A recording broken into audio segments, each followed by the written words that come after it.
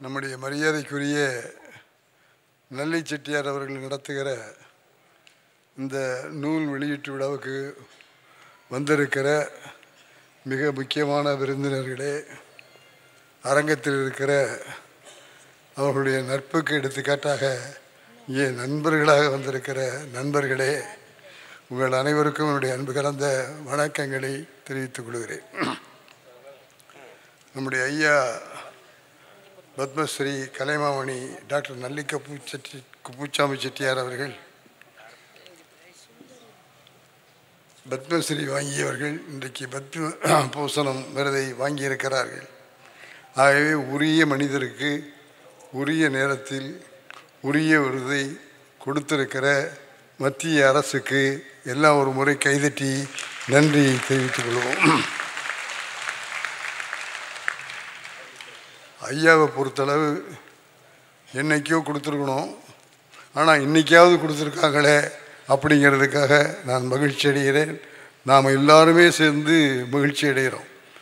அவருடைய பணியை பார்த்தா எப்படி அவரால் இவ்வளோ வேலைகளை செய்ய முடியுது அப்படின்னு நாங்களே வியந்து போய் பார்ப்போம். காலையிலேருந்து மாலை வரையிலும் கடையில் இருப்பார்.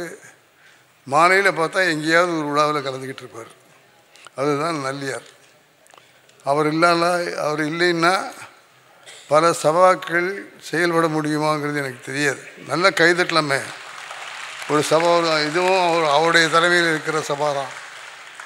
ஆகவே அப்படி ஒரு நாளைக்கு ஒரு நிகழ்ச்சியிலேயாவது கலந்து கொள்ளாத மனிதர் இருக்க முடியாது. ஆனால் நல்லி குப்புசாமி செட்டியார் தினம் நிகழ்ச்சிகளிலே கலந்து கொண்டு செயல்படுகிற செயல் வீரர் என்பதனாலே அவருக்கு பத்ம விருது கொடுத்து பாராட்டுகிறோம், வாழ்த்துகிறோம். இந்த விருதும் வாழ்த்தும் அவரை உற்சாகப்படுத்தி இன்னும் பல விழாக்களையும் சிறப்பான நிகழ்ச்சிகளையும் நடத்தி கொடுக்குமாறு பொதுமக்கள் சார்பில் ஐயா அவர்களை நான் கேட்டுக்கொள்கிறேன். நல்ல ஒரு தடவை கைதட்டி அவரை பெருமைப்படுத்துகிறேன். இந்த சேவை செய்கிற மனிதர்களுக்கு கிடைக்கிற பாராட்டும் விழுதும் நீங்கள் தட்டுகிற அந்த கைதட்டு இருக்கே, அதுதான் அவருக்கு கிடைக்கிற பெருமையும் மகிழ்ச்சியும். ஆகவே அந்த கைதட்டல் அவர் வீடு வரணும் போய் சேரட்டும். நாங்கள் பொது வாழ்க்கையில் இருக்கிறோம். இங்கே கம்பன் கழகத்தினுடைய உறுப்பினர்கள் எல்லாமே இங்கே வந்திருக்காங்க. என்னென்ன பணம் கொடுக்குறாரு அப்படின்னு எனக்கு சொல்ல தெரியாது. ஆனால் சாரதாம்மா வந்திருக்காங்க, அவங்களுக்கு வேணால் கணக்கு தெரியும். எனக்கு நான் சம்பாதிச்சதும் கணக்கு தெரியாது, செலவழித்ததும் கணக்கு தெரியாது. ஆகவே கணக்கே இல்லாமல் வாழ்ந்துக்கிட்டு இருக்கிறவன் நான். கணக்கோடு வாழ்ந்து கொண்டு இருப்பவர் செட்டியார். கம்பன் விழாவுடைய வேலைகளை நாங்கள் ஆரம்பிக்கிற போது பிள்ளையார் சொல்லி போடுறதுன்னு சொல்லுவோம். எங்கள் செட்டிநாட்டில் பிள்ளையார் சொல்லி போட்டு தான் எல்லா காரியத்தையும் அறிவிப்பாங்க. கம்பன் கழகத்தில் பிள்ளையார் சொல்லி போடுறதே ஐயா நல்லி செட்டியாருடைய பணம் தாங்கிறத மகிழ்ச்சியோடையும் பெருமையோடையும் சொல்லிக் கொடுவாங்க. அவை எனக்கு தெரிஞ்சது இப்படி சொல்லியிருக்கேன்னா இது இல்லை. இது மாதிரி எவ்வளவோ லட்சங்களை அவர் கொடுத்துக்கிட்டு இருக்காரு. ஆனால் ஒரு விஷயம், மற்றவங்களுக்கெல்லாம் இன்கம் டேக்ஸில் கணக்கு எழுதுவாங்களா வேண்டாமான்னு கேட்பாங்க.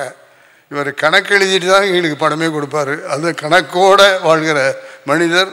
வியாபாரத்தை அந்த அளவுக்கு சிறப்பாக செய்து கொண்டு இருக்கிறவர் நம்முடைய நல்லி குப்புசாமி செட்டியார் அவர்கள். அவரை பற்றி சொல்லுகிற போது நிறைய விஷயம் சொல்லணும். நான் பல நேரங்களில் அவரோட இருந்திருப்பேன், பல நிகழ்ச்சிகளில் போய் கலந்து கொண்டிருப்பேன். இன்னும் சொல்லப்போனால் நாங்கள் அநேகமாக எங்களுக்கு விழாக்களுக்கு பொன்னாடை கொடுக்கறதுலையே அவருடைய கடையில் பாதி பொன்னாடை நாங்கள் தான் வாங்குகிறோம் இல்லை, அவர் கொடுக்குறாரு, நாங்கள் வாங்குகிறோம், பணம் கொடுக்கறதில்ல. அந்த அளவுக்கு எல்லாருக்கும், எல்லா அமைப்புக்கும், எல்லா சங்கங்களுக்கும் பொன்னாடை போய் சேருது அப்படின்னா அது நல்லியாருடைய கொடை உள்ளத்தினுடைய விளைவு தான் அது. ஆகவே அப்படி பொன்னாடையாகட்டும், பொற்கிளியாகட்டும், விருதுகளாகட்டும், நல்ல நிகழ்ச்சிகளாகட்டும் கேட்குறதுக்கு முன்னாலே கொடுக்குறவர் நல்லி. அந்த முறையில் அவருக்கு நம்முடைய பாராட்டுக்களையும் வாழ்த்துக்களையும் சொல்லி, இந்த நாங்கள் பாராட்டுகிறோம் அப்படின்னு சொன்னால் வெறும் பாராட்டு மட்டுமல்ல, வெறும் வாழ்த்துமல்ல, இந்த பணிகள் தொடர வேண்டும் என்பதற்காகவே உங்களுக்கு நாங்கள் இந்த வாழ்த்துக்களை தருகிறோம். ஆகவே எங்களுடைய வாழ்த்துக்களின் மூலமாக நீங்கள் இன்னும் நன்கொடைகள் கொடுக்கணும், இன்னும் நல்ல காரியங்கள் செய்யணும் அப்படின்னு நான் அவரை கேட்டுக்கிறேன். நானும் சரவணன் சாரும் பெரும்பகுதி அவரை பார்க்க போகிற போது அவர் யாருக்காவது உதவி பண்ணிகிட்டு இருப்பார். அங்கே யாரோ ஒரு பையன் உட்காந்துருக்கானா, அது என்னன்னு கேளு அப்படிம்பார்.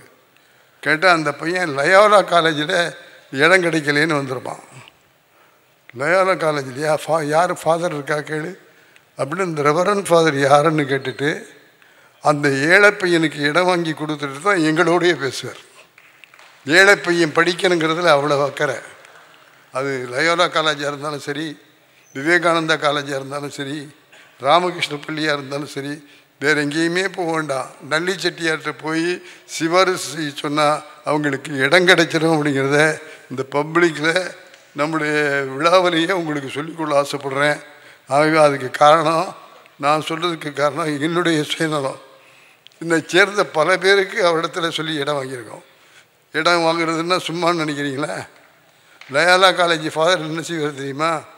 ஒரு ப்ராஜெக்டை ரெடி பண்ணி வச்சுக்கிட்டு தயாராக இருப்பார். ஐயா சீட்டு வேணும்னு போய் கேட்ட உடனே ஒரு உடன்பாடு, ஐயா நீங்கள் கேட்குற சீட்டை நாங்கள் கொடுத்துட்றோம், ஆனால் இந்த ப்ராஜெக்டுக்காக ஒரு பில்டிங் கட்டுறதுக்காக நாங்கள் பணம் இடம் ஒதுக்கி வச்சுருக்கோம், அதில் அந்த பில்டிங்கை நீங்கள் கட்டி கொடுத்துடணும், நீங்கள் கேட்குற சீட்டை நாங்கள் தந்துடுவோன்னு சீட்டு பரிமாற்றத்தில் ஐயா பணம் கொடுத்து லயோலாவில் பல கட்டடங்கள் எழும்பி இருக்குங்கிறதே மகிழ்ச்சியோடும் பெருமையோடும் இந்த நேரத்தில் சொல்லிக்கொள்ள ஆசைப்படுகிறேன்.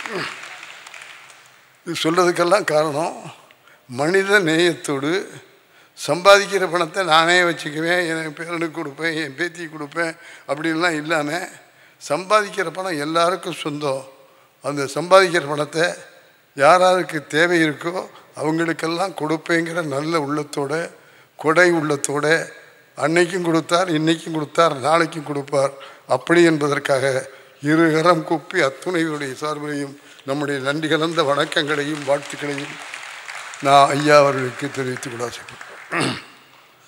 அடுத்து இங்கே பாராட்டப்பட வேண்டியவர் நம்முடைய பாரதி ராஜா அவர்கள்.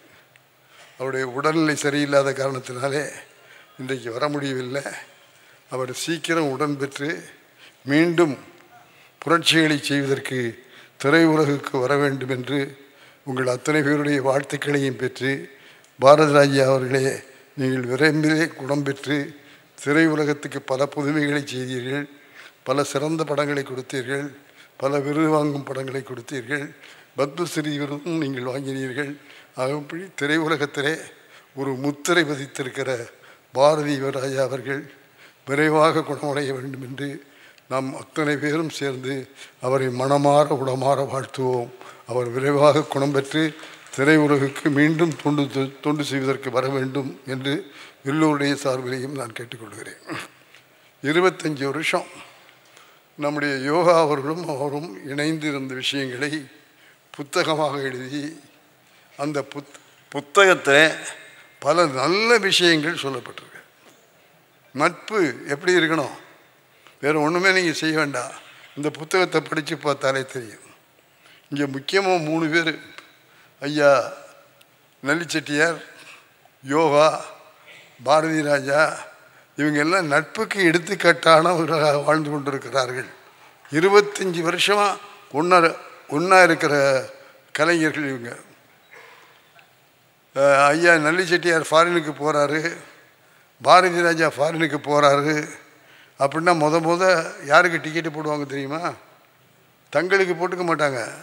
முத யோகாவுக்கு டிக்கெட்டை போட்டுட்டு அதுக்கு பிறகு தான் தங்களுக்கே டிக்கெட்டு போடுவாங்க. அதுதான் ஐயாவுடைய பழக்கம், அதுதான் பாரதி ராஜாவுடைய பழக்கம். அதை படித்து பார்க்குற போது எவ்வளவு உள்ளன்போடு இருந்திருக்கிறார்கள், எவ்வளவு நட்போடு இருந்திருக்கிறார்கள். நான் என்ன செஞ்சால் எனக்கு என்ன லாபம் வரும் அப்படின்னு யாரும் இவங்க பார்த்ததில்லை. யோகா பாரதி ராஜாட்ட எனக்கு என்ன வேணும்னு கேட்க மாட்டார். யோகா நல்லி செட்டியார்கிட்ட போய் எனக்கு இப்படி ஒரு விஷயம் இருக்குது வேணும்னு கேட்க மாட்டார். அவங்க பணத்தாலே அல்ல, அன்பாலே ஒன்றுபட்டவர்கள். அந்த அன்பாலே ஒன்றுபட்ட நண்பர்கள் என்பதற்கு எடுத்துக்காட்டாக வேண்டுமானால் இந்த புத்தகத்தை படித்து பாருங்கள். அதில் அவ்வளோ விஷயம் இருக்குது. அன்போடு இருக்குது, பண்போடு இருக்குது, பாசத்தோடு இருக்குது. இன்றைக்கி கொஞ்சம் கொஞ்சமாக விட்டுட்டு போகிறவன் அந்த நட்பு அதையெல்லாம் விடாமல் பிடிச்சிக்கிட்டு நாங்கள் இன்னும் நட்போடு இருப்போம்னு சொல்லுகிற அந்த நல்ல இதயங்கள் இந்த புத்தகத்தில் நான் பார்க்குறேன். அப்படி இருக்கிற இந்த குடும்பத்தை பற்றி சொல்லுகிற போது நட்புக்கு யாருக்கு எடுத்துக்காட்டுன்னு சொன்னால் நான் இவங்க 3 பேரையும் சொல்லுவேன்.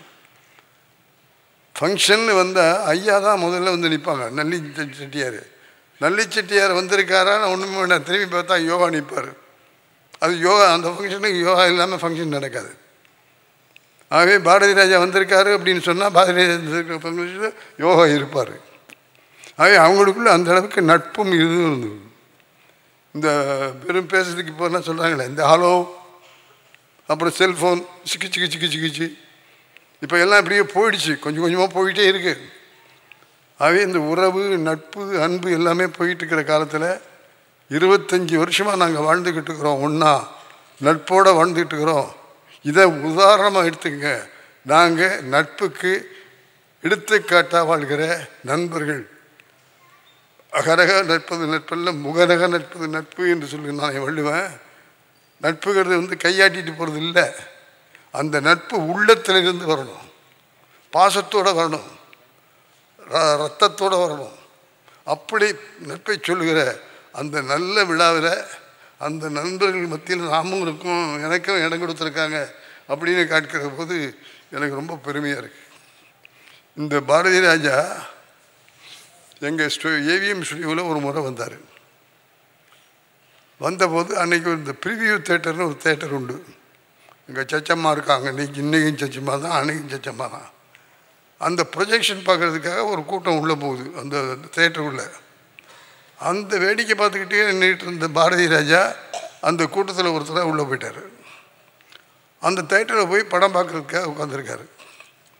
எங்கிட்ட ஒரு ப்ரொடக்ஷன் மேனேஜர், பேர் சொல்ல வேண்டாம்னு நினைக்கிறேன், அவர் பார்த்தாரு. நீங்கள் யார், இந்த கம்பெனிக்கு உங்களுக்கு என்ன சம்பந்தம், எங்கள் ஸ்டுடியோவில் அனுமதி இல்லாமல் யாரையும் அனுப்ப மாட்டோம், தயவு செஞ்சு எழுந்திரிச்சு வெளியே வாங்க. பாரதி ராஜா, இல்லை அவர் என்னுடைய நண்பர், அவர் தான் என்னை கூப்பிட்டு வந்தார். அவர் உங்கள் நண்பராக இருக்கலாம், அதை வெளியே வச்சுங்க, எங்கள் ஸ்டுடியோ தேட்டரில் அது சம்மந்தப்பட்டவங்க மட்டும்தான் படம் பார்க்க முடியும், அது தயவு செஞ்சு வெளியே போங்கன்னு சொல்லி நம்ம உலகம் சுற்றுற ஏவிஎம் ப்ரொடக்ஷன்ஸ் உலகம், அந்த சுற்றுற இடம் வரையிலும் பாரதி ராஜாவை கூட்டிகிட்டு போய் வெளியே விட்டுட்டு வந்துட்டார் அந்த ஆள். அப்போ பாரதி ராஜா இதே ஸ்டுடியோவில் நான் வந்து இயக்கம் பண்ணுவேன், இயக்கரமாக படம் பண்ணுவேன் அப்படின்னு சேலஞ்சு பண்ணிட்டு போய் அதே ஏவிஎம் ஸ்டுடியோவில் பாரதி ராஜாங்கிற அந்த பேரோடு வந்து டைரக்ட் பண்ணாருங்கிறத ஏவிஎத்துக்கு சொந்தக்காரங்கிற முறையில் அந்த நிகழ்ச்சியை உங்களோடு நான் பகிர்ந்து கொள்கிறேன். அதுதான் சவால்.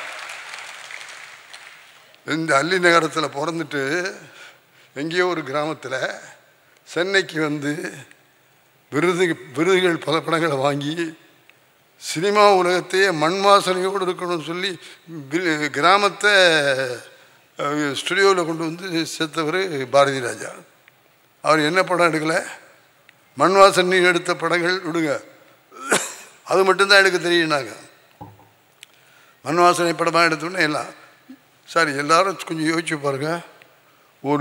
ஒரு ஹீரோவுக்கு கோவணம் கட்டி கதாநாயகனை போட்டு 16 வயதிலே ஒரு படத்தை எடுத்து அதை வெற்றி படமாக ஆக்கின தைரியம், அந்த துணிவு, அந்த கலையார்வு, அது பாரதி ராஜா அவர்கிட்ட மட்டும்தான் இருந்ததுங்கிறத ஒரு இயக்குனராக மகிழ்ச்சியோடு பாரதி ராஜா அவர்களை பாராட்டுகிறேன். அவர் செய்த தொண்டுகளுக்காக, அவர் கொடுத்த அறிமுக நடிகைகளுக்காக, இயக்குநர்களுக்காக பாரதி ராஜாவுக்கு எங்களுடைய மனமார்ந்த நன்றியையும் வணக்கத்தையும் சொல்லி விரைவாக நீங்கள் குணம் பெற வேண்டும் என்று மனமாற வாழ்த்துகிறேன். இன்றைக்கி பாரதி ராஜா வந்து நேர கலந்துக்கலைனாலும் பாரதி ராஜாவுடைய உதவியாளராக, துணையாளராக, இயக்குனராக வாழ்ந்த பாக்கியராஜ் அவர்கள் இங்கே வந்திருக்காங்க. கைதட்டலாம். ஏன் அதில் சொடக்கம். பாரதி ராஜாவுடைய உதவியாளராக இருந்து இன்றைக்கி பாக்கியராஜ் எந்த இடத்துலேருந்து பிடிச்சிருக்காருன்னு பாருங்கள். என்னென்னமோ படம் கொடுத்துருக்காரு, ஏகப்பட்ட படம். ஆனால் அந்த படத்தில் எங்கள் படத்தை எந்த படமும் அடிச்சுக்க முடியாது. ஏமி முடித்த முந்தானம் முடிச்சுங்கிற படம் யாராலையும் மறக்க முடியாது. மறக்கிற அளவுக்கு அவர் ஸ்கிரிப்டில் எழுதலை, வசனம் எழுதலை. ஒரு அசிங்கம் கொஞ்சம் என்ன அப்படி கொஞ்சம் அப்படி இருக்கே அப்படின்னு நினைக்கிற போது விஷயத்தை மாற்றிடுவார். மாற்றி உங்களை கைதட்ட வச்சு இது அது அல்ல அது இது அல்ல நான் சொல்கிற நோக்கத்தோடு பாருங்கிற மாதிரி சொல்லிக் கொடுக்கக்கூடிய ஸ்க்ரீன் பிளே ரைட்டர்னு சொல்லி சொன்னால் அது பாக்யராஜ் அவர்கள் தான். ஏவிஎம்மில் முந்தானி முடிச்சு கதை அவர் படம் பண்ணுறது இயக்குறது முடிவு பண்ணிட்டாங்க. முடிவு பண்ணோன்னா இங்கே ஏவிஎம் பழக்கமே கதையை ரெடி பண்ணிக்கிட்டு அதுக்கு பிறகு தான் பூஜைக்கே போவாங்க. இவர்கிட்ட கதை கேட்டுக்கிட்டே இருக்காங்க. இந்தா சொல்கிறேன் அந்த சொல்கிறேன் இந்த சொல்கிறேன்னு சொல்லிக்கிட்டே இருக்கிறத கதை சொல்ல மாட்டேங்கிறாரு. அது சரவணன் சார் சொன்னார், எப்பா தள்ளிகிட்டே போயிட்டுருக்கு, நாங்கள் கதை ஓகே பண்ணாமல் பூஜை போட மாட்டோம், அது தயவு செஞ்சு அந்த கதையை சொல்லிவிடு அப்படின்னு பாக்யராஜ்கிட்ட கூப்பிட்டு பேசின போது பாக்யராஜ் சார் சரி நான் கதை சொல்கிறேன் சார், ஆனால் ஒரே ஒரு விஷயம், இந்த ஸ்டுடியோக்குள்ளேயோ உங்கள் ஆஃபீஸ் ரூம்லேயும் நான் கதை சொல்ல மாட்டேன், எனக்காக நீங்கள் எங்கேயும் வெளியே போய் ரூம் போட மாட்டீங்கன்னு தெரியும், ஆனால் எனக்காக ஹோட்டலில் ரூம் போடுங்க, நான் கதை சொல்கிறேன்னு சொல்லிவிட்டு ஒரு ஹோட்டலில் ரூம் போட்டு பிரதர்ஸும் அவர் மட்டும் இருந்து அந்த கதையை கேட்டாங்க. கிட்டத்தட்ட 1.5-2 மணி நேரம் கதை சொல்கிறாரு. கையில் ஒரு பேப்பர் கிடையாது, அசிஸ்டன்ட் கிடையாது, அவரும் தயாரிப்பாளர்கள் மட்டும் இருந்து பாக்யராஜ் அவர்கள் கதையை சொன்னார். சொன்னோன்னு ஒரு 10 நிமிஷம் இன்டர்வல் இடைவேளை சார் இந்த இடத்துல அப்படின்னு சொல்லிட்டு 10 நிமிஷம் வெளியே போயிட்டார். எல்லோரும் என்ன திடீர்னு கீழே போயிட்டார் அப்படின்னு பார்த்தா வேறு ஒன்றும் இல்லை, அது அவருடைய சொந்தமான ஒரு விஷயம். போயிட்டு வந்தார். பழையபடிக்கும் இன்டர்வெல்லிருந்து ஆரம்பித்து இடைவெளி எதுவுமே இல்லாமல் முழு கதவையும் கிட்டத்தட்ட 2 மணி நேரம் ஒருவித பேப்பரும் இல்லாமல் மனதிலே படம் பிடிப்பது போல எல்லாவற்றையும் பார்த்து கொண்டு காட்சிகளை பார்த்து கொண்டு கதை சொல்லி அந்த கதையை நம்முடைய பாக்யராஜ் அவர்கள் ஏவிஎம் குரூப்பில் ஓகே செய்தார்கள். அந்த படம் தான் முந்தானி முடிச்சு. ஒரு ஸ்கிரிப்ட் இல்லை, ஒரு பேப்பர் இல்லை, எல்லாத்தையும் மனசில் வாங்கிட்டு எல்லாத்தையும் படமாக அவர் பார்த்துக்கிட்டு அதுக்கு கதை சொன்னார். அப்படின்னா எப்படிப்பட்ட ஆற்றல் இருக்கணும், எப்படிப்பட்ட திறமை இருக்கணும். அப்படி இருந்ததுனால தான் அவரால் ஒரு வெள்ளி விழா படமாக கொடுக்க முடிஞ்சுது, பல வெள்ளி விழா படங்கள் கொடுக்க முடிஞ்சுது. ஸ்க்ரீன் பிளே எழுதுறத பாக்யராஜ் முந்துகிறார் என்று எல்லோரும் சொல்லுகிற அளவுக்கு இங்கே எங்கள் பத்திரிகையாளர்லாம் வந்திருக்காங்க, ராம்ஜி சார் இருக்காரு, சித்தராஜ் இருக்காரு, அவ்வளோ பேருக்கும் தெரியும், அவ்வளோ பேர் எழுதுனாங்க. இப்போது ஸ்க்ரீன் பிளே எழுதுவதில் பாக்யராஜ் முந்திக் கொண்டிருக்கிறார் என்று சொல்லுகிற அளவுக்கு தன்னை முன்னிலைப்படுத்தி கொண்டவர் நம்முடைய பாக்யராஜ் அவர்கள். அவர்கள் பாரதி ராஜாவுடைய உதவியாளர் என்பதாலும் தமிழகத்துடைய திரையுலக வானிலே, திரை மட்டுமல்ல அரசியல் வானிலையும் கொஞ்சம் அப்படி போயிட்டு வந்தவர் அவர். எம்ஜிஆர் அவர்கள் அமெரிக்காவில் இருக்கிற போது அமெரிக்காவுக்கு போய் எம்ஜிஆர் அவர்களை பார்த்துவிட்டு வந்தவர் பாக்யராஜ் அவர்கள். அப்படிப்பட்ட பாக்யராஜ் அவர்கள் இந்த புத்தகத்தை இன்றைக்கு தான் வெளியிட அவர் வாங்கி கொண்டிருக்கிறார். ஆகவே அதிலையும் பாரதி ராஜாவுடைய தொடர்பு இருக்குது.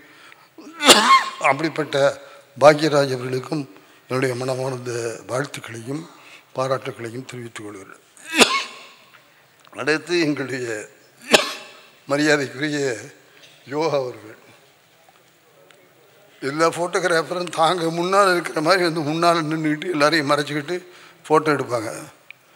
இவர்கிட்ட இருக்கிற ஒரு நல்ல பழக்கம், எப்போ வந்தார், எப்போ ஃபோட்டோ எடுத்தார், எப்போ வெளியே போனாருன்னு யாருக்குமே தெரியாது, யோகாவுக்கு மட்டும்தான் தெரியும். தொழிலை தொழிலாக கருதி தொழிலாக நடத்தி அந்த புகைப்படங்களுக்கு உயிர் வரவழைத்த பெருமை நம்முடைய யோகா அவர்களுக்கு. கலைஞரை பற்றி இங்கே சொன்னார்கள். கலைஞர் அவருக்கு கலைமாமணி விருது கொடுத்தாரு, பொற்கிழி கொடுத்தாரு. அப்படின்னா அந்த கலைஞர் எவ்வளவு ரசிகராக இருப்பார் பாருங்க. நம்ம யோகா கலைஞரை பல இடங்களில் ஃபோட்டோ எடுத்திருக்காரு. அந்த ஃபோட்டோக்களை எல்லாம் ஒரு ஆல்பமாக பண்ணி கலைஞர் ஃப்ரீயாக இருக்கிற டைம் பார்த்து கலைஞர் வீட்டுக்கு போய் கலைஞர்கிட்ட கொண்டு போய் இந்த ஃபோட்டோ ஆல்பத்தை கொடுத்துருக்காரு. கலைஞர் ஏக பிஸியாக இருக்கார். அந்த ஃபோட்டோவை என் செக்ரட்டரிகிட்ட கொடுத்துட்டு போங்க, நான் பார்த்துட்டு உங்களுக்கு ஃபோன் பண்ணுறேன்னு கலைஞர் சொன்னோடனே யோகா புறப்பட்டு போயிட்டார். அவர் புறப்பட்டு போன பிறகு அந்த ஆல்பத்தை கலைஞர் பார்த்துருக்காரு. பார்த்த உடனே தன்னுடைய உதவியாளர் அனுப்பிச்சு அவர் எங்கிருந்தாலும் கூட்டுவாங்கண்ணா. நம்முடைய கலைஞருடைய உதவியாளர்கள் போய் யோகாவை கூப்பிட்டு வந்தாங்க. யோகாவை பார்த்த உடனே கலைஞர் சொன்னார், எல்லாவற்றையும் நான் புகைப்படம் பார்ப்பேன், நீ எடுத்த புகைப்படங்களில் உயிர் இருந்தது. அது புகைப்படமாக இல்லை, அந்த புகைப்படத்தில் உயிர் இருக்கிற மாதிரி நான் அந்த லைஃப் பார்த்தேன் அப்படின்னு சொல்லி அவரை மனமாற பாராட்டி வாழ்த்தினார் கலைஞர் என்பதை செய்தியை மட்டும் உங்கள் முன்னால் வைக்க ஆசைப்படுறேன். அவரும் சரி, அவருடைய குடும்பம் சரி, நாங்கள் எல்லாம் பழகியிருக்கிற பழக்கங்கள் ஒரு ஃபோட்டோகிராஃபர் ஒரு டைரக்டருங்கிற மாதிரியே இல்லை, ஒரு குடும்பமாகவே பழகணும். அந்த குடும்பமாக பழகினதுக்கே ஐயா நலியும் யோகாவும் சாட்சி. ஆகவே அவர் குடும்பமாக இருந்து புகைப்படம் எடுத்து ஐயா நல்லியவர்கள் குறிப்பிட்டிருக்கிறார்கள், அந்த யோகாவினுடைய கேமராவில் கேமரா மட்டும் இல்லைப்பா, அந்த கேமராவுக்குள்ளே பேனாவும் இருக்குது அப்படின்னு நல்லியவர்கள் பாராட்டி எழுதியிருக்கிறார். நல்ல கைத்தட்ட மணி கைத்தட்டு 10 கேட்கல. கேமராவில் தான் ஃபோட்டோ எடுப்பாங்க, இந்த யோகா எடுக்கிற கேமராவில் பேனாவும் இருக்கான், எழுதுதான் அந்த ஃபோட்டோவை பற்றி. ஐயா நல்லியவர்கள் எழுதியிருக்கிறார்கள். நல்லியவர்கள் எழுதியிருக்கிறார்கள்னா நல்லி எழுதுவாரா அப்படின்னு கேட்பீங்க. அவங்களுக்கு சொல்கிறேன், அவர் எழுதுறது மட்டுமல்ல, படிக்கிறவரும் கூட. வீட்டிலேயே நூலனை வச்சுருக்காங்க ஐயா அவர்கள். கிட்டத்தட்ட 80 புத்தகங்களை நல்லியவர்கள் எழுதியிருக்கிறார்கள் என்பதை மகிழ்ச்சியோடும் பெருமையோடும் உங்களிடத்தில் சொல்லி. ஆக அப்படி அவன் ஐயா அந்த நல்லையா சொல்லும்போது யோகாவுடைய கேமராவில் பேனாவும் இருக்குது அப்படின்னு எழுதியிருப்பது யோகாவுக்கு கிடைத்திருக்கிற பெருமை, யோகாவுக்கு கிடைத்திருக்கிற பெரிய விருது என்று நான் கருதுகிறேன். ஆகவே இந்த அளவு நண்பர்களெல்லாம் வந்திருந்து யோகாவுடைய 78வது வயதில் அவர் துணைவியாரோடு இந்த பிறந்த நாளை கொண்டாடி கொண்டிருப்பது நம் எல்லோருக்குமே பெருமை. ஆகவே பாரதி ராஜாவோடு வாழ்ந்த 25 ஆண்டு புத்தகத்தை படித்தால் பல பாடங்களை நாம் கற்றுக்கொள்ள முடியும், பல நட்புகளை நாம் உண்டாக்கி கொள்ள முடியும். அன்பு, பாசம், நேசம் எல்லாம் போய்விட்டது என்று சொல்லாதீர்கள், இந்த புத்தகத்தை படியுங்கள். அன்பு, பாசம், நேசம், நட்பு, மனிதநேயம் அவ்வளவும் நமக்கு வரும். நாம் வெல்த்தையெல்லாம் கற்றுக்கொள்வதற்கு இந்த நூல்கள் பயன்படும். இந்த நூல்களுக்கு கதாநாயகனாக இருந்தவர்கள் நல்லி, பாரதி, யோகா, அந்த 3 பேரையும் மனமாற உடமாற வாழ்க வாழ்க வாழ்க என்று வாழ்த்தி, எண்ணியது எண்ணியாக எய்துவர், எண்ணியர் திண்ணியராக பெண் குரலை சொல்லி, ஆகவே அந்த குரலின்படி நாம் என்ன நினைக்கிறோமோ அதன்படி நாம் வாழ முடியும், வாழ்ந்து காட்டலாம். அதற்கு இந்த புத்தகம் சாட்சி என்று கூறி என் வாழ்த்துறையை நிறைவு செய்கிறேன். வணக்கம். எல்லோருக்கும் வணக்கம். இன்று கலைமாமணி யோகாவின் 78வது பிறந்தநாள் விழாவில் கலந்து கொள்வதில் மிகவும் சந்தோஷப்படுகிறேன். இந்த விழாவில் அவர் எழுதிய இயக்குனர் இமயத்துடன் 25 வருட இனிய நினைவுகள் என்ற நூல் வெளியீட்டு விழாவும் சேர்ந்திருப்பது இரட்டிப்பு சந்தோஷம். இவருக்கு என் பிறந்தநாள் வாழ்த்துக்களை தெரிவித்துக் கொள்கின்றேன். தமிழ் திரைப்பட உலகில் ஒரு திருப்புமுனையை ஏற்படுத்தியவர் உயர் திரு பாரதி ராஜா அவர்கள். ஸ்டுடியோக்களில் நடந்த படப்பிடிப்பு முழுவதையும் வெளிப்புறத்துக்கு கொண்டு சென்றார். கதை, வசனம், இயக்கம் போன்ற எல்லாவற்றிலும் புதுமையை புகுத்தினார். கிராமப்புற கதாபாத்திரங்களின் பேச்சு வழக்கு, கிராமத்து பழக்க வழக்கங்கள் எல்லாவற்றையும் கச்சிதமாக திரைப்படத்தில் காட்டினார். தன் முதல் படமான 1976 நினைக்கிறேன், கரெக்டாக அது 16 வயதில் 77 16 வயதிலே திரைப்படத்தில் ஆத்தா நான் பாஸ் ஆகிட்டேன் என்ற வசனத்துடன் நுழையும் ஸ்ரீதேவி, உன்னை யாரும் சப்பானியும் கூப்பிட்டா சப்புன்னு அரைஞ்சிடு என்ற மயில் பாத்திரமும், அப்பாவித்தனமான கமல்ஹாசன் நடிப்பும் பேச்சும் நாம் என்றும் மறக்க முடியாதவை. மழை பெஞ்சா வெள்ளக்கோழியும் திரிஞ்சு போயிடுமே என்ற வசனமும், ரஜினிகாந்த் பரட்டை என்ற பாத்திரத்தில் வருவதும் நாம் மறக்க முடியாத காட்சிகள். ரஜினி அந்த படத்தில் இது எப்படி இருக்குதுன்னு சொல்லுவார். ஒரு கரெக்டாக இருக்கும், அந்த முன்னாடி சொன்ன வார்த்தைகள் பொருத்தமாக இருக்கும். எங்களோட ஒரு பார்ட்னர் ஒருத்தர் அந்த காலத்தில் ஆரணியில் இருந்தார், அனுமந்த்ராவுன்னு பேர். இதுக்கு முன்னாடி 16 படம் வரல, அதுக்கு முன்னாடி அவர் இருந்தால் பேசும்போது இது எப்படி இருக்குன்னு சொல்லிட்டு அந்த இதை முடிப்பார். நான் பார்த்தேன், நீங்கள் பேச இந்த பாரதி ராஜா கேட்டிருக்கார் போலுக்கு, அதுதான் கரெக்டாக கொண்டு வந்து இவருக்கு இங்கே வச்சு, அதை நீங்கள் படத்தில் பார்த்தீங்கன்னா அது அங்கே சேர்த்தா மாதிரியே இருக்காது. அந்த முன்னாடி பேசுகிற விஷயத்துக்கும் அதுக்கும் பொருந்திருக்கும். யாராவது ஒருத்தர் பார்த்து செஞ்சுருக்கலாம்னு தோன்றுறது. பரட்டை சப்பானிடம் கேட்பார், நீ என்னை மட்டும்தானே குளிப்பாட்டுற என்ற வசனத்திற்கு கமலஹாசன் சொல்லும் பதில், அது எப்படி பண்ணையாறு விட்டு எருமை மாடு, நாட்டாமை விட்டு கண்ணுக்குட்டி எல்லாத்தையும் நான் தானே குளிப்பாட்டுறேன் அப்படி என்பார். அப்போது இன்னொரு கதாபாத்திரம், அப்போ பரட்டை எருமைன்னு சொல்கிற என்ற வசனத்துக்கு கமல் தரும் பதில், எருமை தான் பேசாது, நீ தான் பேசுறியே.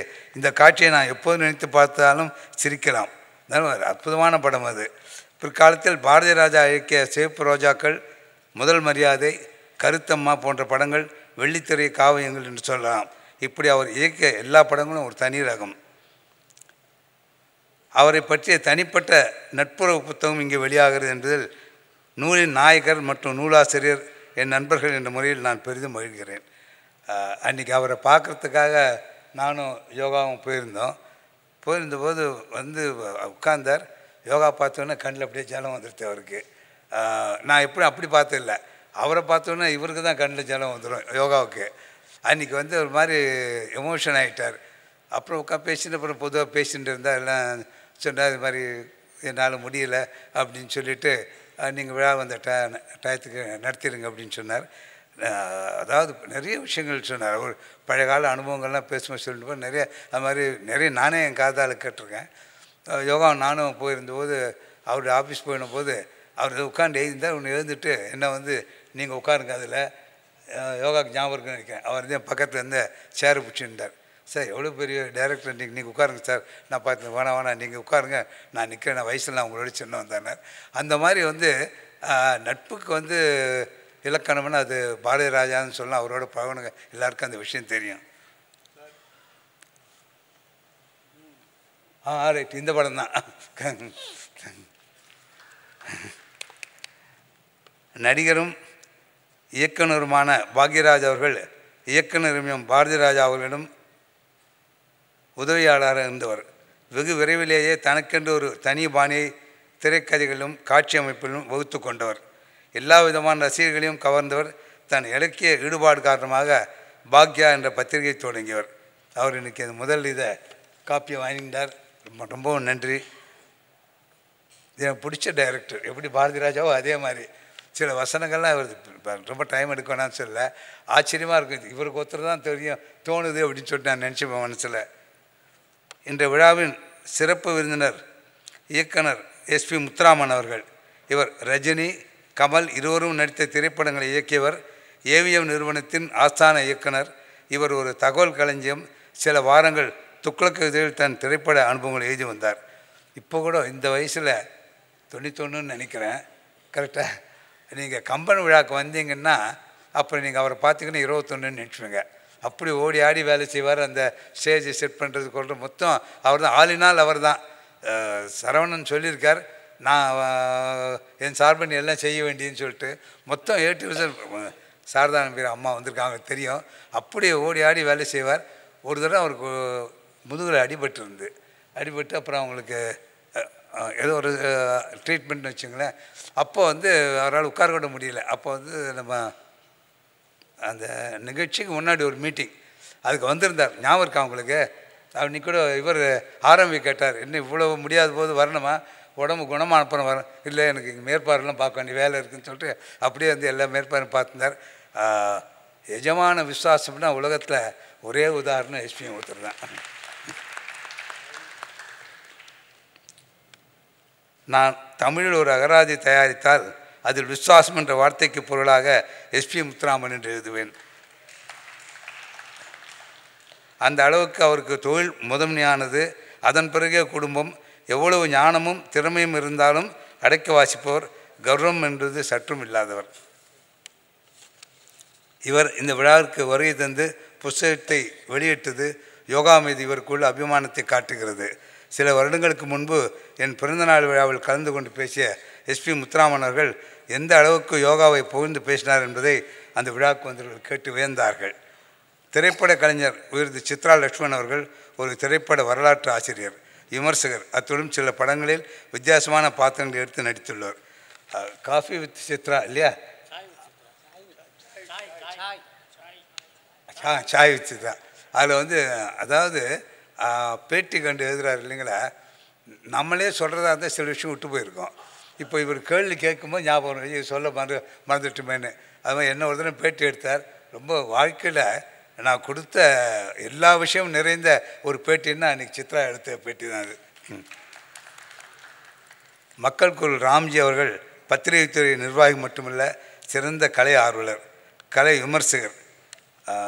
இவர் சொல்லலாம், நிறைய தினம் அவரை வச்சு சொல்லியிருக்கேன். ஒரு அரங்கேற்றத்துக்கு போயிருந்தோம், 2-3 அரங்கேற்றம் அவரோடு போயிருக்கேன். இப்போ நான் பார்த்துட்டே வரும்போது முதல் நிகழ்ச்சி அடுத்த நிகழ்ச்சி மறந்து போகுது. அது இதை பற்றி சொல்லணும் அப்படின்னு நினச்சிட்டு இருப்போம். 3ஆவது வரும்போது இது 2 மறந்து போயிடும். கடைசியில் முடியும் போது திருலானாவோ ஏதோ ஒன்று ஞாபகம் இருக்கும், அதை பற்றி மட்டும் பேசிட்டு வந்துடும். இவர் எல்லாம் ஒவ்வொன்றா சொல்லிட்டே வந்தார்.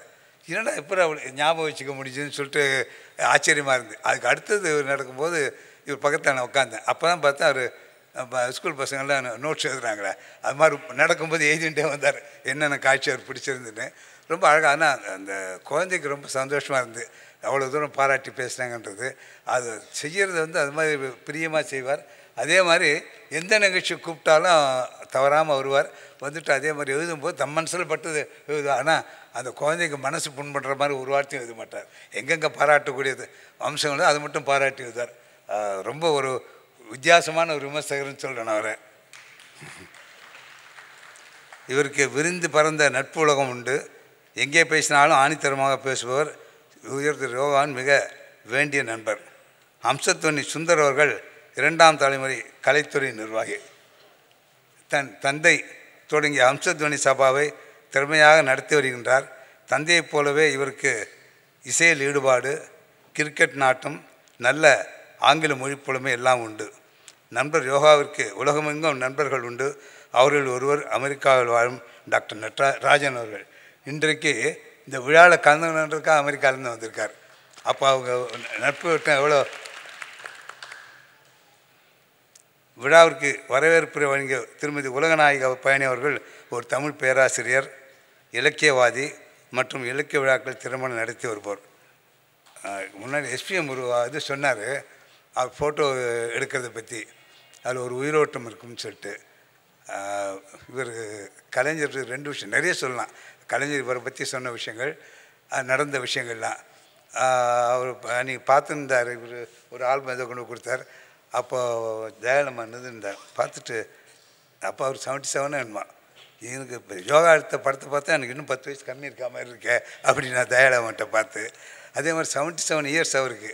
அப்போ ஒரு புக் ஒன்று போட்டார், கலைஞர் 77. அற்புதமான புஸ்தகம் அது. ரொம்ப ரேர் ஃபோட்டோஸ்லாம் அதில் பார்க்கலாம். ஒரு விஷயம் சொல்லணும். ஒரு வெள்ளிக்கிழமை அன்றைக்கி ராத்திரி 8-8:30 மணி இருக்கும். பிஏ அதாவது மறுநாள் கலைஞர் அப்புறம் ஃபேமிலியோட ஒரு நிகழ்ச்சிக்காக மலேசியா, சிங்கப்பூர் போகிறாரு. யார் யாருக்கெல்லாம் டிக்கெட் போட்டுருக்கேன்னு கொஞ்சம் லிஸ்ட்டை ஒன்று கொடுத்தார். அப்படி பார்த்துட்டே வந்தார். பார்த்துட்டு எங்கேயும் அதில் யோகா பேர் காணனார். பிஏக்கு தெரியல இவருக்கு யோகா அவ்வளோ தூரம் ஆத்மார்த்தமான நண்பர்னு. சரி சார் பண்ணிடுவோன்ட்டு மறுநாள் சனிக்கிழமை இது கான்சுலேட் ஜெனரல் ஆஃபீஸ்னால் லீவு. அப்புறம் கலைஞர் ஆஃபீஸ்லேருந்து பேசுகிறோன்னு சொல்லி அப்புறம் அன்றைக்கி சனிக்கிழமை ஆஃபீஸ்லேருந்து கான்சுலேட் ஜெனரல் வந்திருந்து அப்புறம் மற்றவங்களாம் வந்திருந்து அவருக்கு இது விசா அரேஞ்ச் பண்ணி அதுக்கப்புறம் அன்றைக்கி நைட்டு இவரும் கூட வந்தார். எதுக்கு சொல்ல வரேன்னா, லிஸ்ட்டில் எவ்வளோ பேர் இருந்தபோது கூட யோகா வரலன்றது அவ்வளோ முக்கியமாக கவனித்து சொன்னார் அவர். திரு என்ஆர் பழனிக்குமார் அவர்கள் ஒரு புகைப்பட கலைஞர். புகைப்பட துறைக்கான ஒரு பத்திரிகை நடத்தி வருகின்றார். இவர்களெல்லாம் இங்கே சந்திப்பில் மிக மகிழ்ச்சி அடைகின்றேன். இவரை பற்றி சொல்லணும். பவானி சொல்லுவேன். பவானி பத்திரிகை கொடுத்த உடனே அப்போ அப்படி படித்து பார்த்தோன்னே வந்தார். இளைய சார் பாரதி ராஜா பார்த்து, ஓஹோ நம்ம ஐயர் தான் நன்றி உரையா அப்படின்னாரு. ஏன்னா அதில் இன்னொரு முக்கியமான விஷயம், பவானி மூலியமாக தான் யோகா பாரதி ராஜா பரிச்சயமான் கரெக்டாக அது அவரே சொன்னார் இன்றைக்கி. ரொம்ப ஒரு ஆத்மார்த்தமான ஒரு நண்பர். அதே மாதிரி ஜேபி அவர்கள் வரையை தந்திருக்கார்கள். ஜேபி வந்து எல்லா நிகழ்ச்சிகள்லையும், அதாவது அவர் என்ன சொன்ன மாதிரி எஸ்பிஎம் சொன்ன மாதிரி கலை நிகழ்ச்சிகள்லாம் அவர் இல்லாமல் இல்லை அப்படின்னு இப்போ ஒரு காலகட்டம் வந்துடுது. இன்னும் சில பேர் வந்திருக்காங்க. நான் எனக்கு பரிச்சயமான வரைக்கும் சில வார்த்தைகள் சொல்லணும்னு நினச்சேன். அது மாதிரி யோகாவுடைய ராசி ஒன்று உண்டு. இப்போ எத்தனையோ இடங்களில் வந்து அவர் ஆரம்பித்து வச்சது இன்றைக்கி ஓஹோனுக்கு. இப்போ அவங்க திருமணத்துக்கு ஃபோட்டோ எடுத்தவர், அவங்களோட குழந்தை நான் ஒரு சமீபத்தில் பார்த்தேன், அவங்க டாக்டருக்கு திருமணம், அதுக்கு இவர் தான் ஃபோட்டோ எடுத்தார். அந்த மாதிரிலாம் நடந்துட்டு எவ்வளோ விஷயங்கள் சொல்லிட்டு போகலாம். பெரிய நட்பு வட்டம் உண்டு அவருக்கு. அவர் சொன்னார் வந்து ஒரு வரதும் தெரியாது, ஃபோட்டோ எடுத்ததே போகிறதும் தெரியாதுங்க. ஒரு நாள் கூட ஸ்மைல்னு சொல்லியோ அது மாதிரி ஒரு வார்த்தையும் சொல்ல மாட்டார். எப்போ ஃபோட்டோ எடுத்தாருன்னு தெரியாது. இப்போ எங்கள் ஒரே ஒரு விஷயத்தோடு நான் முடிச்சுக்கிறேன். எங்கள் வீட்டில் ஒரு குரூப் ஃபோட்டோ எடுத்தார், என்னுடைய பர்த்டேக்குன்னு நினைக்கிறேன். அது அத்தனை பேரும் சிரிச்சுட்டு இருந்தாங்க. அது யாருக்குமே தெரியும், எனக்கும் தெரியல, நானும் சிரிக்கிறேன் அதில். அப்புறம் வந்து கீழே வந்து அது மகிழ்ச்சியான குடும்பம் ஏதோ ஒரு வார்த்தை எழுதி எங்கிட்ட கொண்டு கொடுத்தாரு, அது ஃப்ரேம் போட்டு. அதாவது எப்போ எடுக்கணும்னு அவருக்கே தெரியும். இப்போ நீங்கள் எப்போ ஃபோட்டோ எடுக்கும்போது இப்படி இருங்க சார் அப்படிங்க சார்னு டென்ஷன் ஆகிடுவாங்க. அவனை இயற்கையாக சிரித்த மாதிரி இருக்க வராது. அது மாதிரி இவர் ஒன்றும் சொல்ல மாட்டார், அந்த சமயம் பார்த்துட்டு எடுத்துவார். அது நிறைய, அதாவது அவருடைய திறமையால் எத்தனையோ பேர் வந்து நான் வீட்டில் எத்தனையோ பேர் என்னை எவ்வளோ பேர் ஃபோட்டோ எடுத்திருக்காங்க. நான் இப்போ பெரியமாக பக்கத்தில் வச்சுட்டு இவர் என்ன எடுத்த ஃபோட்டோ தான் வச்சுட்டு இருக்கேன். அதாவது அந்த சொன்ன வீரோட்டம் ஒன்று, அப்புறம் இயற்கையாக இருக்கும். செயற்கையாக நிற்கிற மாதிரி, செயற்கையாக சிரிக்கிற மாதிரி அது மாதிரி இருக்காது. ஸோ யோகாவுடைய நட்பு நான் பெரிய பாக்கியமாக நான் கருதுகிறேன். இந்த நட்பு வந்து அவருடைய 100வது வயசு வரைக்கும் எனக்கு தொடர்ந்து இருக்குன்னு பிரார்த்திச்சுக்கிறேன். உங்கள் அனைவரோடும் சேர்ந்து நூலாசிரியர் யோகாவிற்கும் நூலின் நாயகர் உயர் திரு பாரதி ராஜாவிற்கும் என் வாழ்த்துக்கள் தெரிவித்துக் கொள்கின்றேன். எனக்கு வந்து பாரதி ராஜா நட்பு கிடைச்சது யோகாவினால் தான். ஏதோ பர்த்டே பண்ண எது நிகழ்ச்சி மறந்துட்டேன். அப்போ வந்து இவர் தான் என்னை அழைச்சும் போய் அறிமுகப்படுத்தி வச்சது. அதுக்கு முன்னாடி அவர் யோகா சொல்லும்போது சொன்னார், நான் வந்து அந்த பக்கம் வரும்போதெல்லாம் சின்ன ஒரு ஆரம்ப காலத்தில் என்னைக்கா ஒரு நாள் எங்கே போய் நம்ம பட்டுப்புடவை எடுப்போமான்னு நினச்ச காலமெல்லாம் உண்டு. அப்புறம் இன்னொரு விஷயம் அது சொன்னாங்க, வீட்டில் ஒரு கல்யாணம். அப்போ வந்து செலெக்ஷன் யார் வந்ததுன்னா யோகாவும் பாரதி ராஜாவும் ஜனனி கல்யாணம் வந்துட்டு 15 நிமிஷம் தான் இருக்கும். கிடுகிடுன்னு 22 சேலை செலக்ட் பண்ணிட்டாங்க. இன்னும் இவ்வளோ கல்யாண சேலை எல்லாம் கஸ்டமர் தெரியும். ஒரு நாளில் முடியாது, சிலது கிடைக்கும் சிலது கிடைக்காது. அது ஒரு வாரம் ஆகும். டோட்டல் முடிச்சுட்டு எடுத்துட்டு இவ்வளோ வேகமாக முடிச்சான்னு வச்சுருந்தேன். மறுநாள் அம்மா வந்தாங்க, 22 படம் கையில் கொண்டு வந்துட்டாங்க. கொண்டு வந்துட்டு இதில் வந்து எனக்கு எதுவுமே பிடிக்கல, நான் புதுசாக நான் செலக்ட் பண்ணிட்டேன், அப்புறம் செலக்ட் பண்ணேன். நான் சொன்னேன், இவங்க வேகமாக எடுத்துன்னு போகும்போது நான் நினச்சேன் இப்படி தான் திரும்பி வரப்போகுதுன்னு சொல்லிட்டு.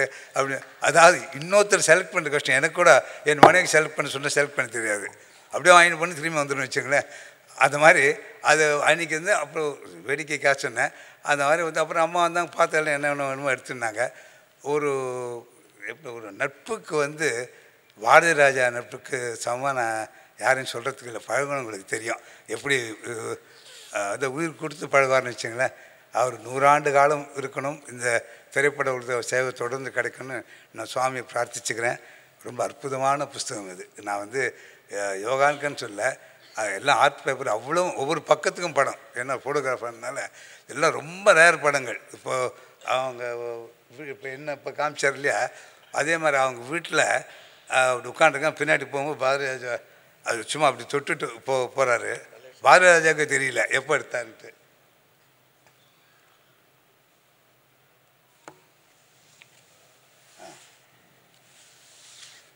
இது படம் எடுத்தது அம்மாவுக்கும் தெரியாது, பாரதி ராஜாவுக்கும் தெரியாது. நாங்கள் அவர் போயிருந்த போது காமிச்சார். இது பாருங்கள் எப்படி எடுத்தேன்னு கேட்டார்.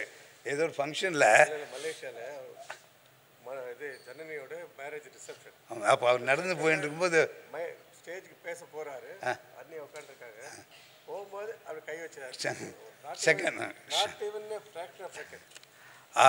அது பார்த்து இப்போ அண்ணி கூட ஆச்சரியப்பட்டாங்க. கவியரசு அது அவருடைய அடைந்துரையில் அந்த படத்தை பற்றி நிறைய அது மாதிரி ஒவ்வொருத்தர் வாழ்க்கையிலும் அது மாதிரி பாராட்டி பேசக்கூடிய சந்தர்ப்பம் உண்டு. அதே மாதிரி இவரால் தான் அடையார் ஆனந்த பவன் ரவி சாருடைய நட்பு கிடச்சிது. நிறைய பேர் நட்பெல்லாம் இவரால் கிடச்சிது. நான் ரொம்ப கடமைப்பட்டிருக்கேன். ஏன்னா ஒரு ஹோட்டல் 167 பிரான்ச்சு ஒரு 1 2 3 இருக்குன்னு வச்சுங்க, நடத்த முடியுதுன்னா பெரிய விஷயம், சாதாரண விஷயம் இல்லை. உட்லண்ட்ஸ் கிருஷ்ணாராவ் சொல்லுவார், ஒரு ஹோட்டல் நடத்துறது வந்து ரொம்ப ரொம்ப சிரமம்பா. ஒரு உதாரணம் சொல்கிறேன் கேளுன்ட்டு. அப்போ குண்டாவத்தில் வந்தார். இந்த பார், இவர் தான் சரக்கு மாஸ்டர்னார். அதாவது என்ன பணம் எடுத்துறாரு நடத்துமா என்ன சொன்னான்னு தெரியல. இவ்வளோ வேறு இடங்கள் இருந்துட்டு நடத்துறது நிச்சயமாக அவர் தமிழ்நாடு பெருமைப்படக்கூடிய ஒரு தொழிலதிபர். அவருக்கு உங்கள் எல்லார் சார்பிலும் நன்றியும் வாழ்த்தையும் தெரியப்படுத்திக்கிறேன். யோகா மீண்டும் நான் சொல்கிறேன், யோகா வந்து பல காலம் வந்திருந்து பல விஷயங்களில் கலந்துட்டு நல்ல நல்ல ஃபோட்டோக்கள் எடுத்து நம்மளையும் மகிழ்ச்சி அவரும் சந்தோஷமாக இருக்கும்னு பிரார்த்திச்சுக்கிறேன். நன்றி, வணக்கம். பெரியவர்களுக்கும் என்னுடைய இனிய மாலை வணக்கத்தை முதலிலே பதிவு செய்து கொள்ள விரும்புகிறேன். இது ஒரு அருமையான விழா. அதனால் ஒரு மகிழ்ச்சியான செய்தியை உங்களுக்கு சொல்லி இந்த விழாவை துவங்க வேண்டும் என்று நினைக்கிறேன். அது என்னன்னா, 5 நிமிடத்துக்கு மேலே நான் பேச மாட்டேன் அப்படின்றது. பாருங்கள், அதிகமாக பேசுனா எவ்வளோ பிடிக்கலன்றது நல்லா தெரியுது. இனிமேல் பேச வர்றவங்க புரிஞ்சுக்கணும். அப்புறம் இந்த விழா மேடையிலே எஸ்பி முத்துராமன் வந்து ஒரு அருமையான உரை நிகழ்த்தினார்.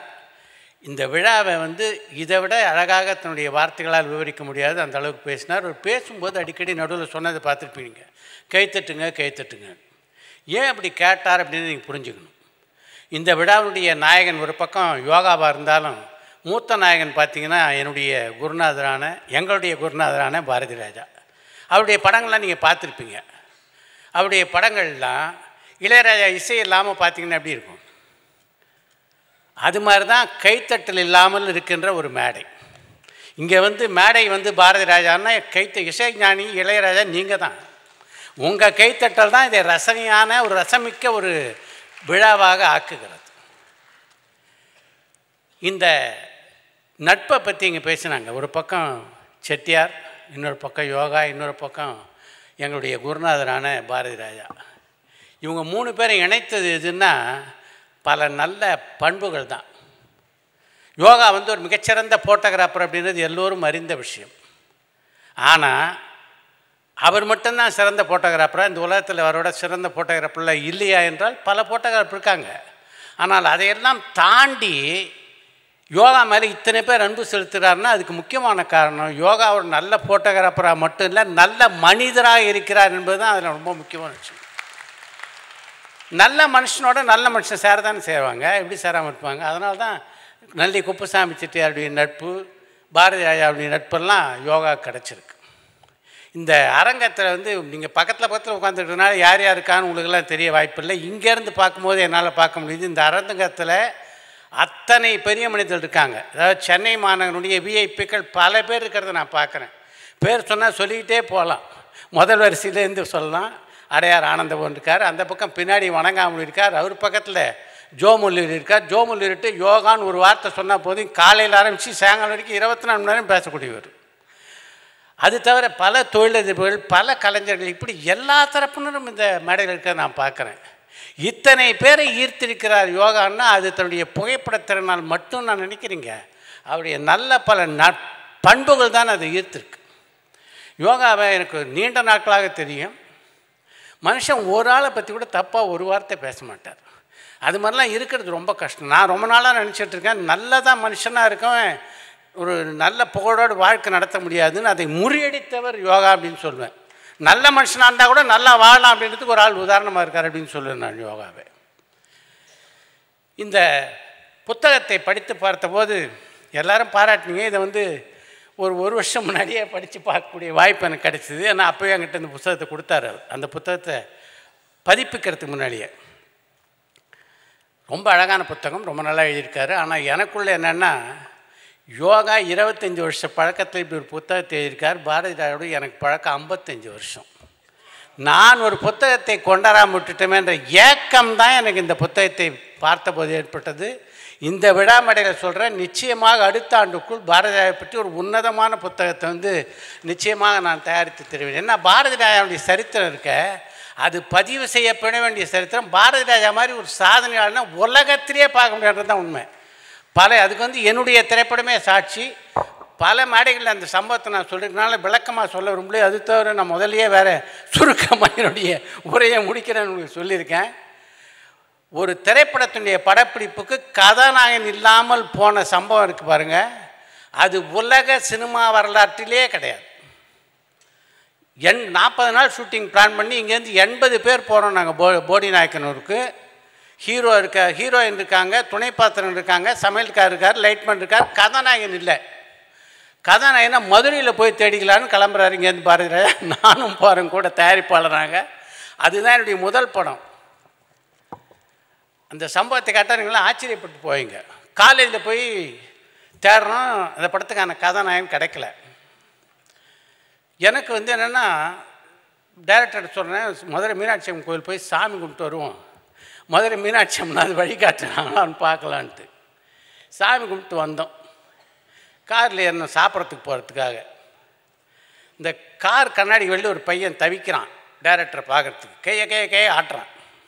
டைரக்டர் அவனையே கொஞ்சம் பார்த்துட்டு இருந்தார். சித்ரா அவனை கொஞ்சம் வண்டியில் ஏற்றிக்கான்னார். நான் என்ன நினச்சேன்னா, டைரக்டர் ஊர் பக்கத்தூரான தேனி, அதனால் தெரிஞ்ச பையன் பொழுது அதனால் ஏற்றிக்க சொல்கிறார் அப்படின்னு நினச்சிட்டு காரில் ஏற்றிக்கிட்டேன். நாங்கள்லாம் சாப்பிட போனோம். அந்த பையனை சாப்பிட்றேன்னு கேட்டார். இல்லை சார் நான் சாப்பிட்டு வந்துட்டேன். நான் என்ன பண்ணுறேன்னாரு. மதுரை மீனாட்சி அம்மன் கோயிலில் வளையல் கடை வச்சுருக்காண்ணா. நேராக ஹோட்டலுக்கு போனோம். பார்த்த உடனே சிரின்னார், சீன்னு சிரித்தான். முறைச்சான். கொஞ்சம் நடனார். இங்கே இருந்தாங்க, அங்கேருந்து இங்கே நடந்தான். நல்லா இருக்கான், ஏன் இவனையே ஹீரோவை போட்டுக்கலான்னார். எப்படி இருக்கேன் யோசிச்சு போகிறேன். அதான் என்னுடைய முதல் படம். ரோட்டில் கார்களில் தவி பார்க்குற பையன் முறைக்க சொன்னார், முறைச்சான். சிரிக்க சொன்னார், சிரித்தான். இவனை கதாநாயகனா போடலான்னா எனக்கு எப்படி இருக்கும்? நொறுங்கி போயிடுச்சு. அடடா, நம்ம வாழ்க்கையே முடிஞ்சது. ஏதோ படம் எடுக்கலான்னு பார்த்தா, இந்த படத்தை அப்புறம் தொடர்ந்து ஒரு 4-5 படம் தயாரிக்கலான்னு பார்த்தா இப்படி ஆயிடுச்சேன்னு நினச்சிட்டு இருக்கும்போது கலைமணி இருந்தார். என்ன சார் கதாநாயகன் பார்த்துட்டிங்களான்னு. கதாசிரியர் கலைமணி எங்களோட வந்தார். ஆனால் நல்ல காலம் இந்த பையனை நாங்கள் தேர்ந்தெடுத்த போது அவர் வரல. அதனால் அவர்கிட்ட வந்து சொன்னேன், சார் நீங்கள் பார்க்குறீங்களா ஹீரோவேன்னு.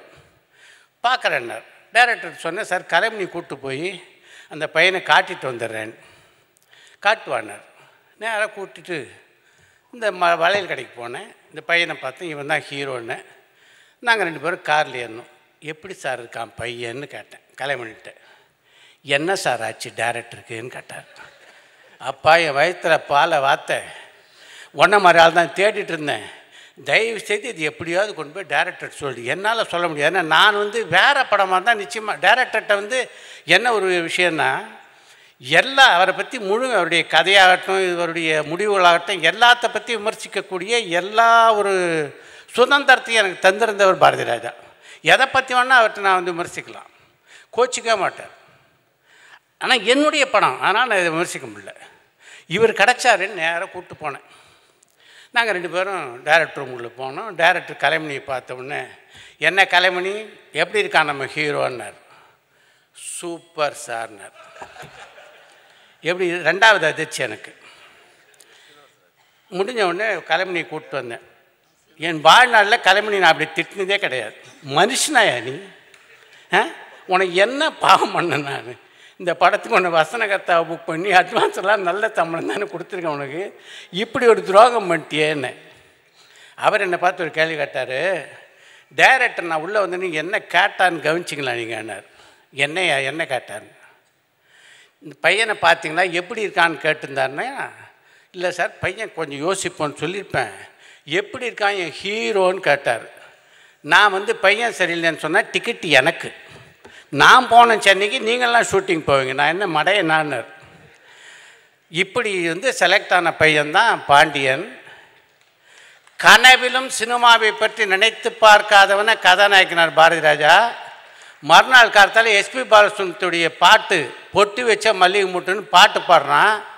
அதற்கு பின்னாலே 85 படங்கள்லேயே கதாநாயகன் நடித்தான். இந்த உலக சரித்திரம் சார். இந்த மாதிரி சாதனையை இந்த சினிமா உலக வரலாறில் எவனுமே செய்தில்லை. அப்படிப்பட்ட சாதனையாளனை பற்றி ஒரு அருமையான புத்தகத்தை எழுதக்கூடிய வாய்ப்பு என்னை தாண்டி யோகா கிடச்சின்னு பார்க்கும்போது என்னை பார்க்கும்போது கொஞ்சம் பொறாமையாக இருக்குது. நான் ஏற்கனவே சொன்ன மாதிரி நிச்சயமாக இந்த புத்தகத்தை எழுதுவன்ற முக்கியமான விஷயம், சொன்ன மாதிரி சீக்கிரம் முடிச்சிடுவேன்னு சொல்லிட்டு என்னுடைய உரையை முடித்துக்கொள்கிறேன். இந்த விழாவிலே கலந்து கொள்ள வாய்ப்பளித்த யோகாவுக்கு என்னுடைய நன்றியை தெரிவித்துக் கொள்கிறேன். வணக்கம்.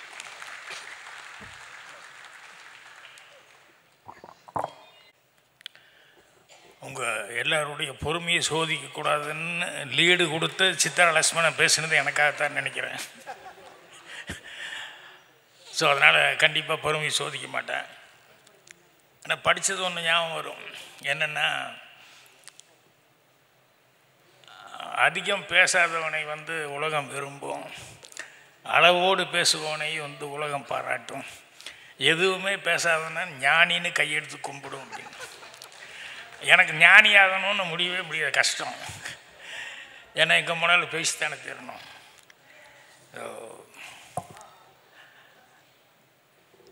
சந்தோஷத்தில் பெரிய சந்தோஷமே அடுத்தவங்களை சந்தோஷப்படுத்தி பார்க்குறது.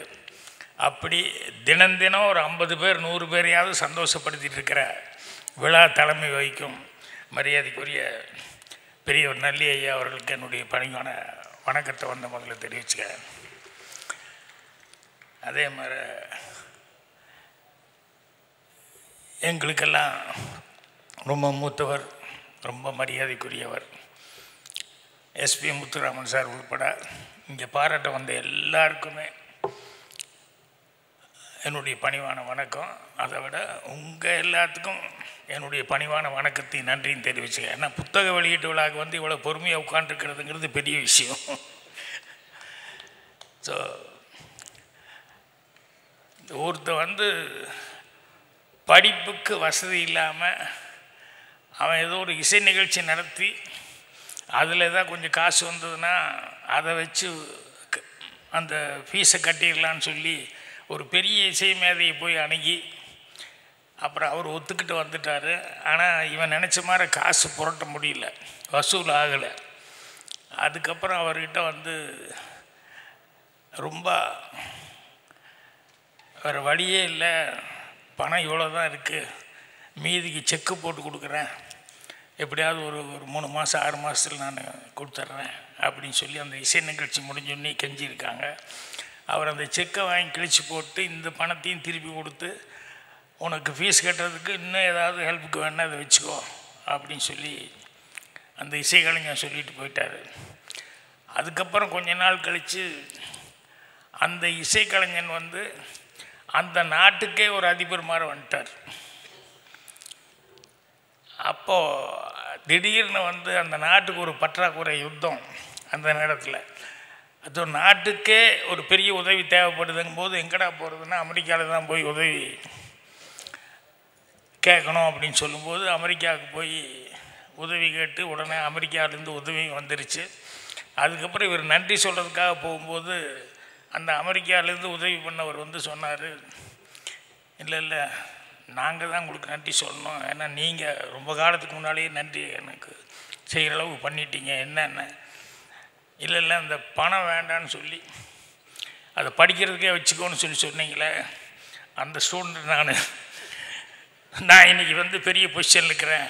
அதனால் நீங்கள் அன்றைக்கி செஞ்ச அந்த உதவி தான் இன்றைக்கி எனக்கு பெரிய இதாக இருக்குன்னு. என்னென்னா நன்றி அப்படிங்கிறது எந்த விதத்தில் எப்படி திருப்பி நமக்கு வரும் அப்படிங்கிறது இது எனக்கு ரொம்ப பிடிச்சது. இது பாக்கியம் இல்லைதுன்னு. ஆனால் இது ஏற்கனவே நல்லி சார் அவர் அவர் புக்கில் தேன்கூடில் எழுதியிருக்காரு. ஸோ தேன்கூடு படிக்கும்போது இது மாதிரி நிறைய விஷயங்கள் அவர் 85 வயசில் 80 புக் எழுதியிருக்காருன்னா அந்த மாதிரி புஸ்தகங்களில் பார்த்தோம்னு சொன்னோம்னா நான் பாக்கியாக்காக எதெல்லாம் விரும்பி படிச்சனோ அதெல்லாமே ஐயா அவர்கள் ஸோ எந்த அளவுக்கு அவர் படிச்சிருக்காரு அப்படின்னு சொல்லும்போது அது எனக்கு அவ்வளோ சந்தோஷமாக இருந்தது, அவ்வளோ பெருமையாக இருக்குது.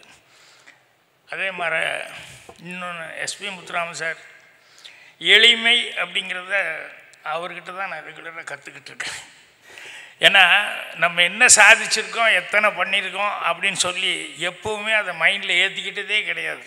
எப்போவுமே ரொம்ப சிம்பிளாக இருக்கார்.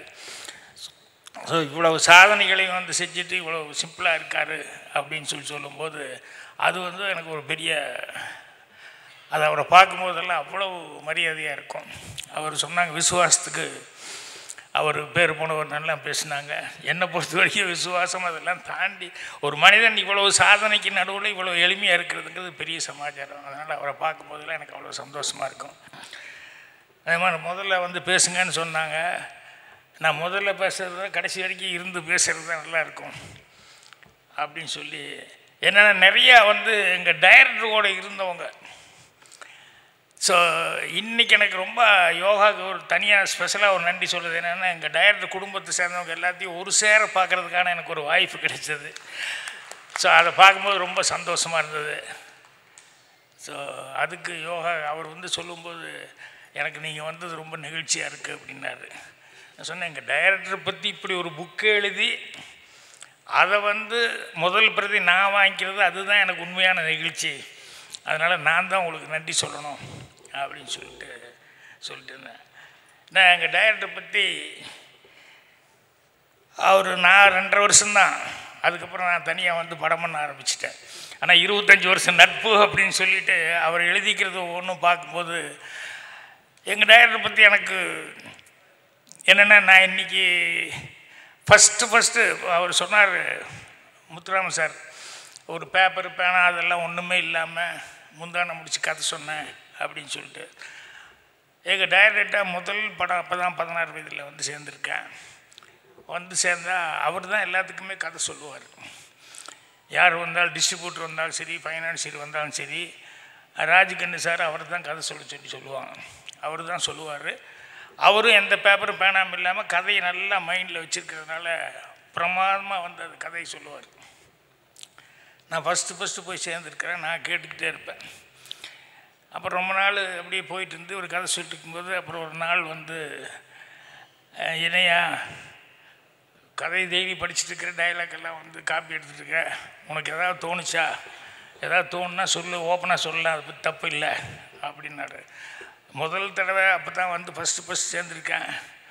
இவர் அப்பப்போ கோவப்படுறதெல்லாம் பார்ப்பேன் நான். அதனால் எனக்கு பயமாக இருக்கும். இல்லை அதெல்லாம் பரவாயில்ல, அசிஸ்டண்ட்டு சொல்லியா நீ அப்படின்னாரு. அப்போ வந்து நான் சொன்னேன், சார் நீங்கள் கதை சொல்லும்போது கவனிச்சுட்டு இருந்தேன், ரொம்ப நல்லா இருக்குது. ஆனால் இந்த சப்பானின்னு ஒரு இவ்வளோ பிரமாதமாக ஒரு கேரக்டர் க்ரியேட் பண்ணிக்கிறீங்க. அந்த சப்பானிங்கிற கேரக்டர் பேசுகிறது வந்து சாதாரணமாக பேசுகிற மாதிரி இருக்குது.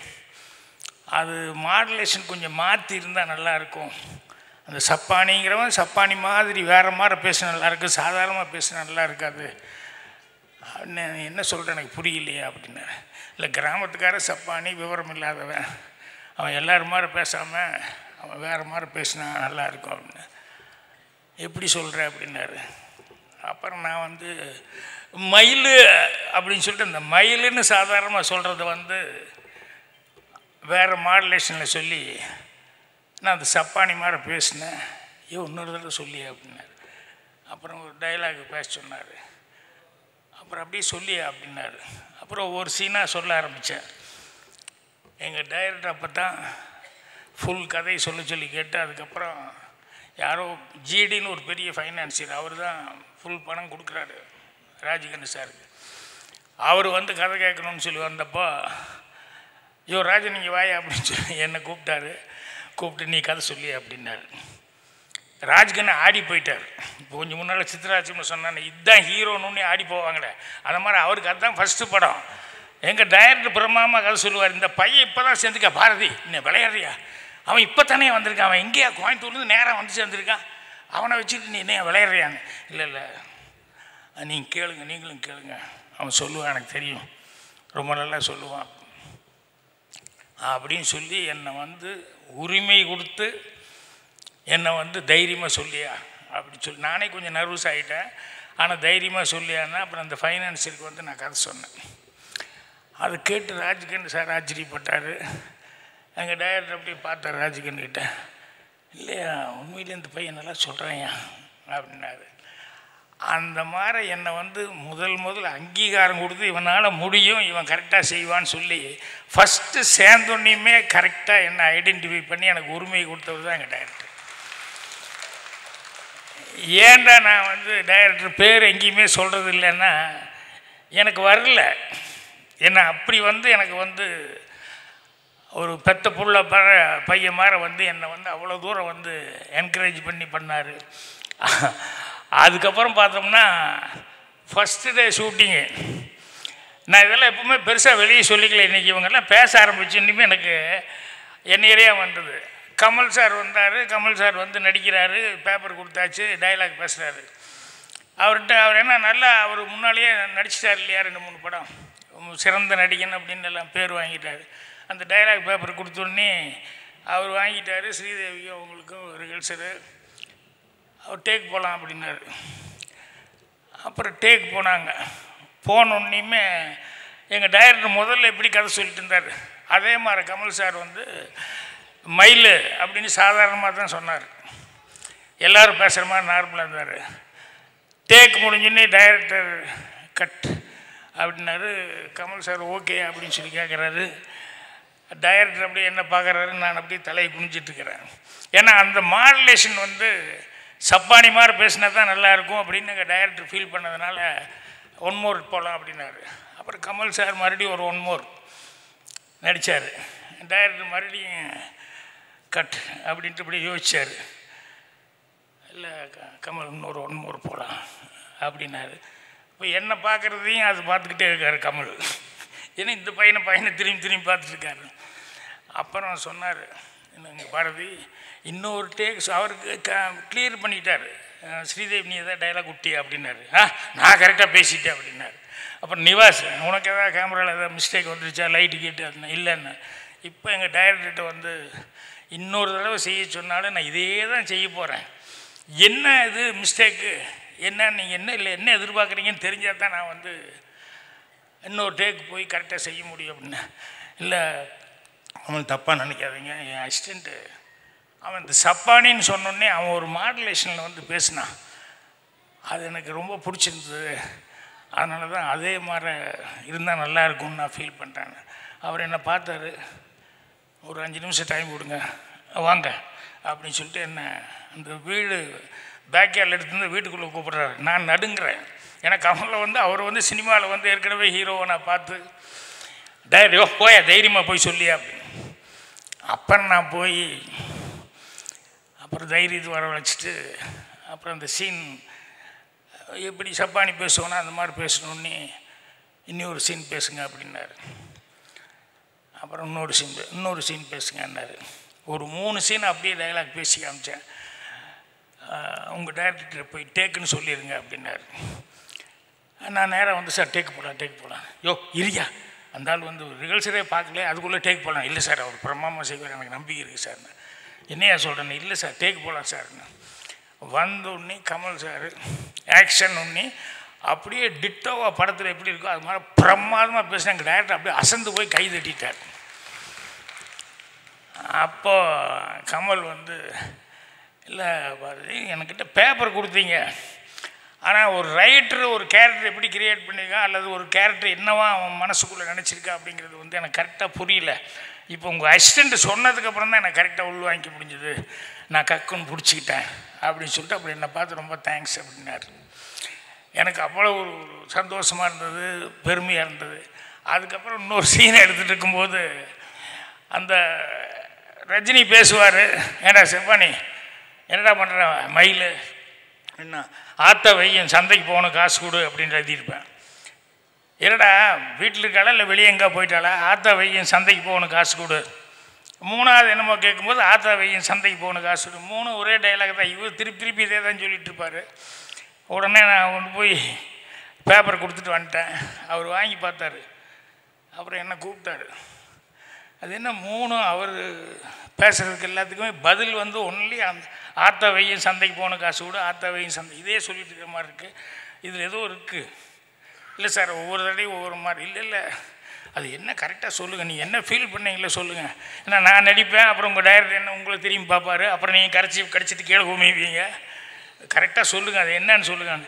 இல்லை சார் அவன் சப்பானிங்கிறதுனால முதல் தடவை பேசுகிறது ஆத்தா பையன் சந்தைக்கு போகணும் காசு கொடு அப்படின்னா, 2வது தடவை சொல்லும்போது இன்னும் கொஞ்சம் குழந்த மாதிரி ஆத்தா பையன் சந்தைக்கு போகணும் காசு கொடு. இப்படி 3வது தடவை அழுகிற அளவுக்கு ஆகிட்டேன் சார். இதுக்கு தான் கேட்டேன் நான். இப்போ டேக் போங்க அப்படின்னாரு. இப்போ எங்கள் டைரக்டர் அந்த இடம் வந்து நான் பேசும்போது டைரக்டர் ரொம்ப ரசிப்பார்.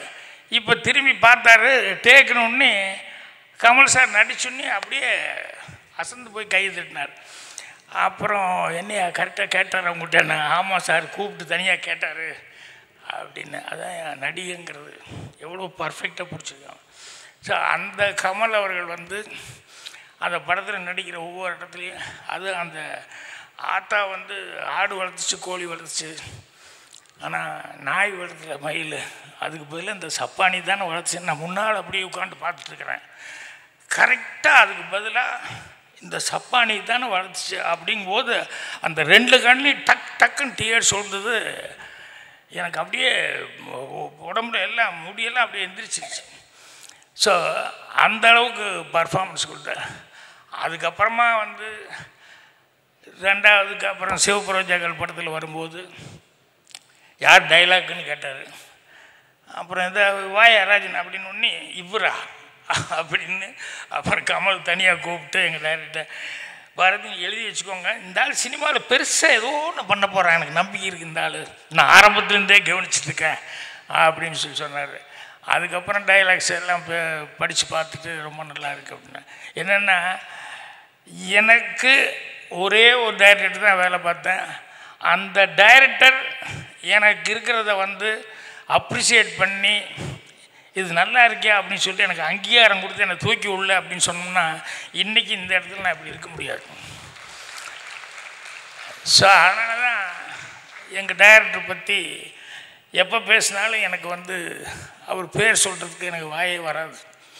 ஸோ அவர் பற்றி யோகா அவர்கள் வந்து இப்படி இவ்வளோ பிரமாதமாக வந்து ஒரு புக்கு, அதுவும் 25 வருஷம் கூட இருந்திருக்காருன்னு சொல்லும்போது எனக்கு உண்மையிலே அதை, ஏன்னா எத்தனை பேர்த்துக்கிட்ட பழகிவங்கெல்லாம் எத்தனை பேர் அவர் கூட அவ்வளோ பழகிறதுக்கான வாய்ப்புகள் கிடைச்சிது. ஏன்னா நான் 2.5 வருஷத்துலேயே நான் வெளியே வந்தாகணும், நான் தனியாக படம் பண்ணணும்னு சொல்லி வந்துட்டேன்.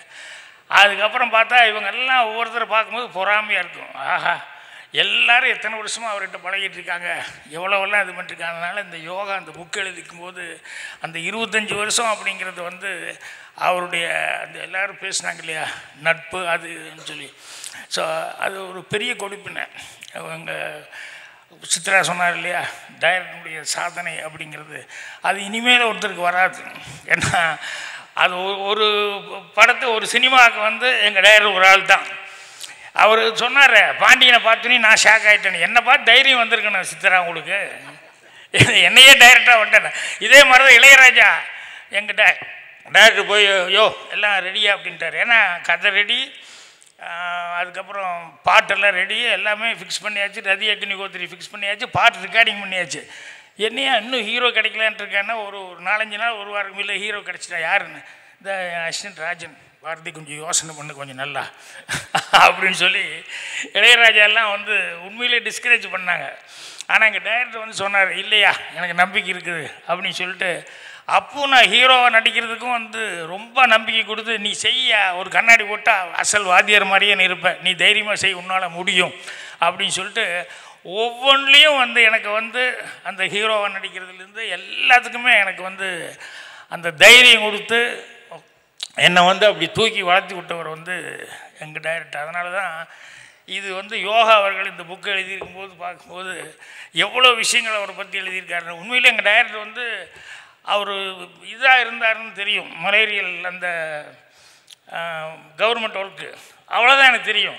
இதில் பார்த்தா மிலிட்ரியில் வேறு வேலை பார்த்துருக்காரு ஒரு 3 மாதம்னு சொல்லி எழுதியிருக்கு. ஆனால் இதெல்லாம் நமக்கு தெரியவே இல்லையே அப்படின்னு சொல்லிட்டு அதே மாதிரி அவரை பற்றி இன்னொன்று எழுதியிருந்தாங்க. என்னென்னா இந்த காஸ்மாபாலிட்டன் கிளப்புக்கு இவர் வந்து அவங்க ஃபங்க்ஷனுக்கு கூப்பிட்டாங்கன்னு எங்கள் டைரக்டர் வரமாட்டேன்ட்டார் கோச்சுக்கிட்ட. என்னென்னா நான் எழுதி 2 வருஷம் கொடுத்தாச்சு, அப்ளிகேஷன் கொடுத்து 2 வருஷமாக எனக்கு கிடைக்கல அப்படின்னு சொல்லிட்டு, ஏன்னா உண்மையிலேயே எனக்கு எல்லாருமே சொல்லுவாங்க அது ரொம்ப ப்ரெஸ்டீஜான ஒரு சமாச்சாரம் அங்கே மெம்பர்ஷிப் அப்படிங்கிறது. அப்புறம் யோகா அவர்கள் கூப்பிட்டு போய் அதுக்கப்புறமா வந்து அவர் சேர்த்து விட்டார் அப்படிங்கிற மாதிரி. இந்த மாதிரி நிறையா எங்கள் டைரக்டர் பற்றி எல்லாம் வந்து இவர் கூட இருந்துட்டு எல்லாம் சொன்னது. அதே மாதிரி இன்னொன்று ஷூட்டிங் கைதியின் டைரி ஷூட்டிங் நடந்துட்டு இருக்கும்போது சிஎம் அப்போ புரட்சித் தலைவர் எம்ஜிஆர் வந்து அங்கே வந்திருக்காரு. இவர் அவரை பார்க்க போயிருக்காரு. என்னென்னா கைதியின் டைரி படம் அப்படின்னு, மத்தியான சாப்பாடு நான் தான் எல்லாத்துக்கும் சொல்லுங்கள் நான் ஸ்பாட்டுக்கு வர்றேன் அப்படின்னு சொல்லிட்டு எல்லாருக்கும் என்னுடைய செலவில் நான் சாப்பாடு அப்படின்னு சொல்லிட்டு அவர் வந்து அங்கே எல்லாத்துக்குமே சாப்பாடு போட்டு அவ்வளோ தூரம் இது பண்ணியிருக்காரு. இந்த மாதிரி நிறைய விஷயங்கள் இவர் வந்து இந்த புக்கில் வந்து எழுதியிருக்காரு. ஒன்று வந்து எனக்கு படிச்சுன்னு காமெடியாக இருந்தது. என்னென்னா 16 வயதில் கமலஹாசன், ஸ்ரீதேவி, ரஜினிகாந்த், கீழேயே கவுண்டமணி அப்படின்னு சொல்லி போட்டிருந்தார். கவுண்டமணிக்கு அப்போ சரித்திரத்தையே மாற்றின மாதிரி ஆகிப்போச்சு. என்னென்னா கவுண்டமணி அதில் வந்து அவ்வளோ ஃபேமஸ் இல்லை. ஆனால் பின்னால் வரும்போது வந்து கவுண்டமணி எதில் ஃபேமஸுங்கிறதே இல்லாமல், ஏன்னா ரயில் படத்தில் தான் கவுண்டமணி வந்து பெரிய லெவலுக்கு அவர் இதானார். ஆனால் இப்படி வரும்போது என்ன ஆகிப்போச்சுன்னா, இப்போ இவர் கவுண்டமணி எல்லாம் அப்போ இருந்தே இருக்கார் அப்படிங்கிற மாதிரி இருந்தது. அந்த மாதிரி சில நேரங்களில் சில விஷயங்கள் வந்து நம்மளை தாண்டி கூட வந்துடும். ஏன்னா பின்னால் வர்றவங்க வந்து நல்லா பேர் எடுக்கும்போது அந்த மாதிரிலாம் வந்துடும். ஸோ யோகா அவர்கள் வந்து இவ்வளவு அந்த படங்கள் எல்லோரும் சொல்கிறாங்களே உயிரோடு இருக்குன்னா, நான் வந்து இதில் ரொம்ப எனக்கு யோகா கோச்சிக்கூடாது. என்னென்னா, நான் கேமராவுக்கு நிற்கவே மாட்டேன். வந்து ஸ்டில் கேமரா இருக்கா இவங்ககிட்ட நான் வந்து எப்போ வந்தாலும் யோ போயா, நான் ஷார்ட் எடுத்துருக்கும் போது இங்கே வந்து ஸ்டில்லு இல்லைன்னு போயா அப்படின்னு சொல்லிட்டு எப்போவுமே நான் வந்து அதை வேலையிலே கான்சன்ட்ரேஷன் ஆகிறேன்னு மிஸ் பண்ணிடுவேன். அப்புறம் படம் முடிஞ்சு டிசைன் போடும்போது தான் இந்த கேமராமேன் வந்து கேட்கும்போதெல்லாம் துரத்திக்கிட்டு இருந்தேன். இப்போ வந்து ஸ்டில் இல்லையேன்னு சொல்கிறாங்களேன்ட்டு. ஸோ எனக்கு அது ஒரு இதாக இருந்தது. அப்புறம் இப்போல்லாம் வந்து யோகா இந்த படங்களெல்லாம் பார்க்கும்போது அதே மாதிரி புரட்சித்தலைவர் எம்ஜிஆர் அவர்களுக்கு எத்தனை ஃபோட்டோ எப்போ பார்த்தாலும் புதுசு புதுசாக பார்க்குற மாதிரியே இருக்கும் அவரது. அந்த இதய கனி புஸ்தகத்துலாம் வந்து அந்த ஃபோட்டோக்கள் வந்து. ஸோ இவங்களுடைய இதெல்லாம் எவ்வளோ வேலைப்பாடு, எவ்வளோ திறமைகள் அப்படிங்கிறதெல்லாம் வந்து இன்றைக்கும் அவர் புரட்சித் தலைவர் படங்கள்லாம் அந்த ஸ்டில்ஸை பார்த்தோன்னு சொன்னோம்னா அப்படியே பார்த்துக்கிட்டே இருக்கலாம், கண்ணில் ஒத்திக்கிற மாதிரியே இருக்கும். அந்த உயிரோட்டமாக எடுத்தது அப்படிங்கிறதெல்லாம் வந்து யோகா. அவங்க இன்னொருத்தர் முதல்ல ஒருத்தர் காமிச்சாங்களே நாகராஜ் ராவ், இந்த மாதிரிலாம் சொல்லுவாங்க. ஸோ இவங்கெல்லாம் சினிமாவிலேருந்து இவ்வளோ சர்வீஸ் பண்ணியிருக்காங்க. அதுலேயும் எங்கள் டைரக்டர் கூட எல்லாம் வந்து இவ்வளோ தூரம் 25 வருஷம் இருந்தது வந்து இது புஸ்தகமாக போட்டிருக்காங்க போது இது உண்மையிலேயே ஒரு பெரிய ஒரு சரித்திரமாக இது. இதை படித்தோம்னு சொன்னோம்னா எல்லாம் அவரை பற்றி, எங்கள் டைரக்டரை பற்றி என்னென்னலாம் இவர் அனுபவப்பட்டிருக்காரோ, அவர் யாருக்கிட்டெல்லாம் பழகியிருக்காரோ அத்தனையுமே வந்து இதில் வந்து அவ்வளோ பராமரிச்சிருக்காரு. ஸோ அதனால் இவருக்கு இந்த புக்கு ரிலீஸ் பண்ணுறதுக்கு எனக்கு வாய்ப்பு கிடைச்சதுனால இவருக்கு நான் கடமைப்பட்டிருக்கேன். இவருக்கு என்னுடைய மனமார்ந்த நன்றி வந்து நான் தெரிவிச்சுக்கிறேன். ஏன்னா எங்கள் டைரக்டருக்கு நான் புஸ்தகம் எழுதலை, சித்ரா கூட எழுதணும்னு சொல்லிட்டு இருக்காரு. எனக்கு மனசுக்குள்ளே தான் இருக்க வழியே நான் எழுதலை. எப்பாவது இப்படி பேச வரும்போது தான் வந்து நான் அவரை பற்றி எந்த அளவுக்கு அவர் மனசுக்குள்ளே இருக்காருங்கிறத பேசிகிட்டு இருப்பேன். ஸோ இவர் வந்து அது ஒரு பெரிய ஒரு ஆவணமாகவே வந்து படைச்சிருக்காருங்கிறது பெரிய சமாச்சாரம். சித்ரா வந்து ஒரு புக் எழுது நான் ரொம்ப எதிர்பார்க்குறேன். என்னென்னா என்னை விட இன்னும் சித்ரா அவர்கள் தான் வந்து எங்கள் டைரக்டர்கிட்ட ராத்திரியும் பகலும் என்ன நேரமும் கூடவே இருந்துட்டு இருந்தது. நான் அசிஸ்டண்ட்டாக இருக்கும்போது நான் இருந்தேங்கிறது வேறு. அதுக்கப்புறம் கூட தொடர்ந்து பயணித்ததெல்லாம் சித்ரா அவங்கெல்லாமே பயணித்தாங்க.